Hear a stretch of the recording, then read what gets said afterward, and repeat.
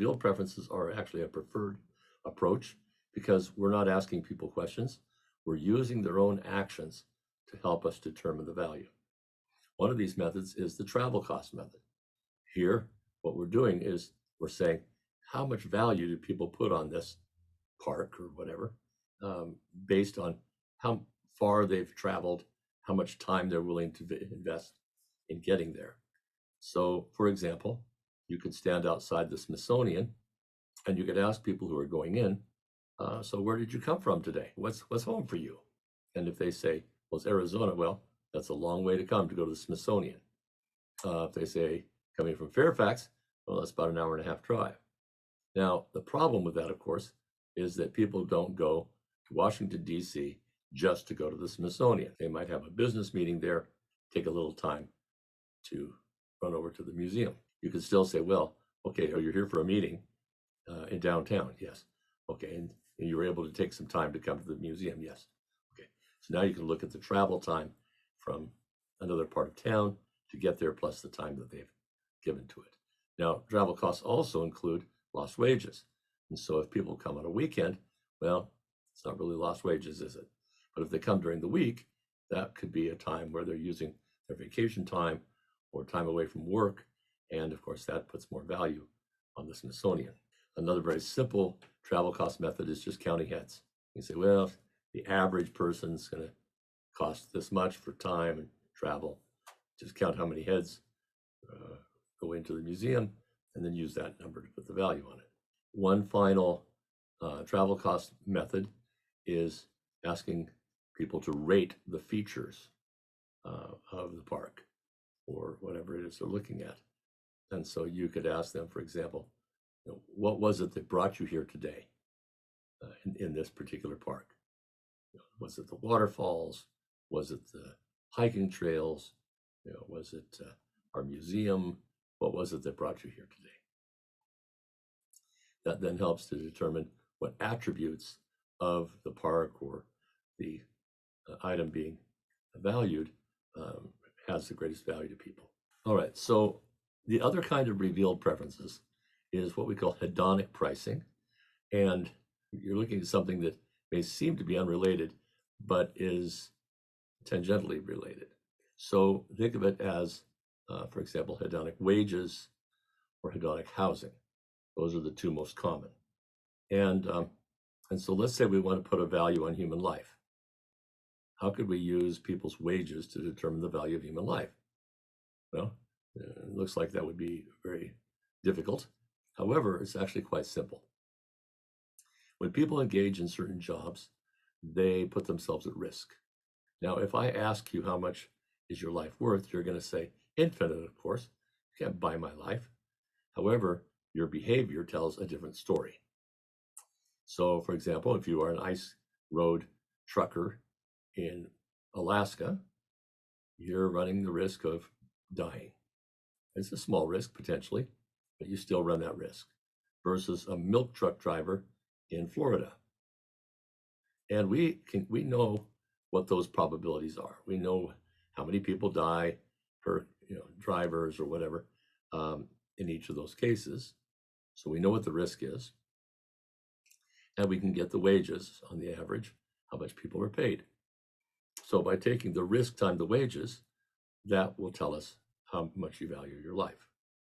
So we can do that for lots of jobs.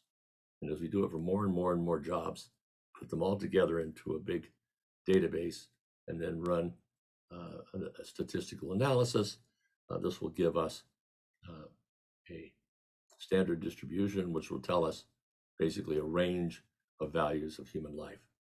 And currently, the value of human life ranges from somewhere between $8 and $10 million in the US. So using hedonic wages, we've been able to determine the value that people put on their own lives, $8 to $10 million. Now that doesn't apply to people in other countries. So for example, in China, if you do the same thing, you'll find it's most recently anyway, was about $40,000. And you might say, well, why would we do these things? Well, we have to be able to put a value on human life because we have opportunity costs. We can't do everything. We only have a certain amount of resources.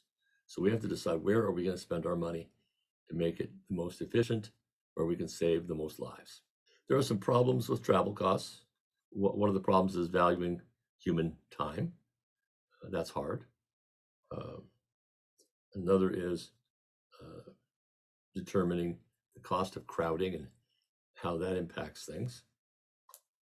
And of course, the opportunity cost of people giving up their leisure time. Hedonic housing is also a very popular technique. We can use this in valuing the environment because we can look at the value of houses where they're exposed to certain things and the value of houses where they're not, look at the difference between the two, and be able to calculate the cost that people incur as a result of that problem. So for example, let's say that we have people who are being told that the city is going to put in an airport right near their house. Well, that is an interesting problem because that's probably going to reduce the value of their property. How much will that reduce the value of their property? Well, what we can do is we can find a city that has an airport and look at houses. The dependent variable here would be the price of the house.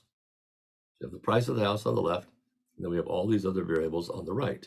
The number of bedrooms, the square feet, the income levels of the people in the town. We can look at pool, number of garage spaces, all that. And all of these factors.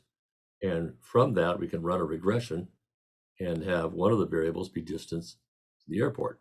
And after running the regression, we'll get a coefficient for distance to the airport. And from that, we can then calculate the cost that is incurred by being close to the airport. There are some problems with this having to do with things like omitted variable bias, multicollinearity. Also, we have to have the right functional form. Is it linear? Is it nonlinear? But if we do this right, hedonic housing could be a very valuable resource in the environmental world in looking at the impact of various positive and negative things on the environment. Finally, it's important to note that you can combine stated and revealed preferences. No reason why you can't have a survey and do some hedonic valuations as well. And by using those, you can come up with some potentially more accurate results. Now, in this class, we're not going to conduct any of these kinds of surveys or hedonic studies. However, we are going to learn how to do a Monte Carlo simulation. Now, a Monte Carlo simulation allows us to forecast situations in the future. So, for example, what is going to be the cost and impact of putting in a paper processing plant for recycling paper? We need to know what that's going to be. We also need to know what kind of value it's going to bring. And so that will be one of your projects, which will be part of your final exam. I'll be making that available to you in the next few days, and you can get started on it.